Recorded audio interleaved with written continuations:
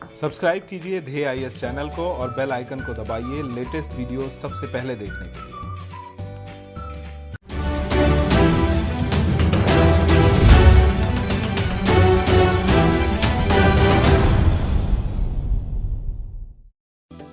नमस्कार, इनफोकस कार्यक्रम में आप सभी का स्वागत है।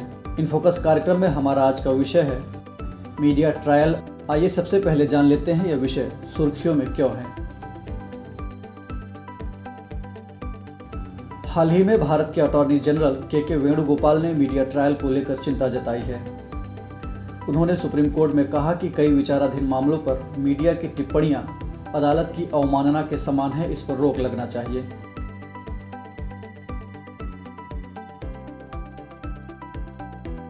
मीडिया ट्रायल और विचाराधीन मामले।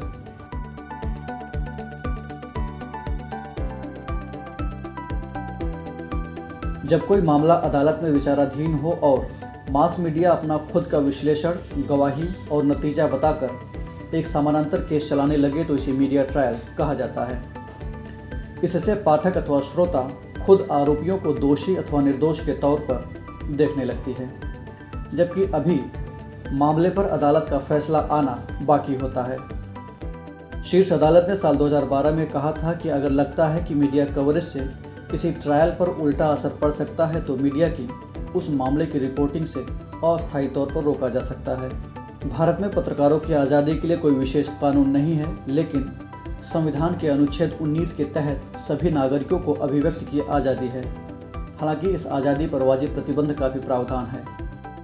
अदालत की अवमानना अभिव्यक्ति की स्वतंत्रता पर वाजिब प्रतिबंध का आधार हो सकती है।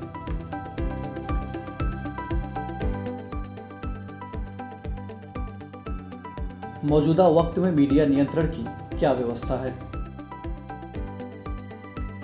दरअसल दुनिया भर में स्वतंत्र मीडिया को लोकतंत्र का चौथा स्तंभ माना जाता है। मीडिया के नियंत्रण में सरकारों की जगह स्वायत्त इकाइयों की भूमिका सही मानी गई है। निष्पक्षता के लिए अक्सर मीडिया सेल्फ रेगुलेशन का रास्ता अपनाती है।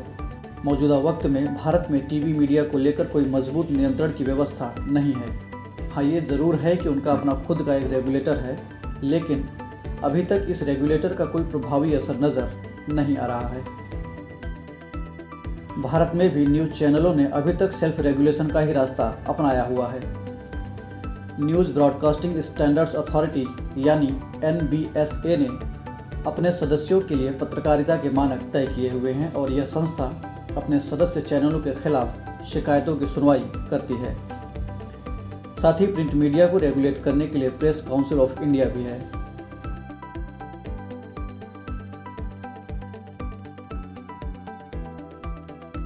कानून में क्या प्रावधान है। Cable TV network regulation act 1995 केंद्र सरकार को सार्वजनिक हित में केबल टीवी नेटवर्क बंद करने या किसी प्रोग्राम को प्रसारित होने से रोकने का अधिकार देता है। अगर किसी प्रसारण से देश की अखंडता, सुरक्षा, दूसरे देश के साथ दोस्ताना संबंध, पब्लिक सुव्यवस्था, शिष्टाचार या नैतिकता पर बुरा असर पड़ता हो तो सरकार कार्रवाई कर सकती है। इस कानून के तहत एक प्रोग्राम कोड बनाया गया है। इसके उल्लंघन की दशा में चैनलों पर एक्शन लिया जा सकता है। प्रोग्राम कोड में धर्म या किसी समुदाय के खिलाफ भावनाएं भड़काना, झूठी जानकारी या अफवाहें फैलाना, अदालत की अवमानना, औरतों या बच्चों का बुरा चित्रण आदि शामिल है। कानून के उल्लंघन पर अधिकतम 5 साल की सज़ा और 2000 रुपये के जुर्माने का प्रावधान है। इसके अलावा भारतीय दंड संहिता की धारा 505 के तहत अगर कोई ऐसे बयान, रिपोर्ट या अफवाह को छापता या फैलाता है जो किसी विशेष समुदाय के खिलाफ अपराध करने के लिए लोगों को उकसाने का काम करे तो उसे 3 साल तक की सज़ा और जुर्माना हो सकता है। अगर सरकार मीडिया को बहुत ज़्यादा नियंत्रित करने का काम करेगी तो उस पर अभिव्यक्ति की आज़ादी और मीडिया को दबाने के आरोप लगेंगे। लेकिन वहीं इस तर्क का दूसरा पहलू भी है। सरकार टीवी न्यूज़ मीडिया को विज्ञापन देती है और लाइसेंस देती है। साथ ही सरकार के पास कई तरह के कानून भी हैं जिससे मीडिया पर नियंत्रण किया जा सकता है।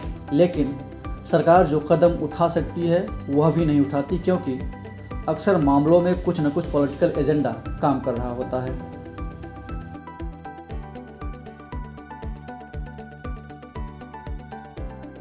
आगे क्या किया जाना चाहिए।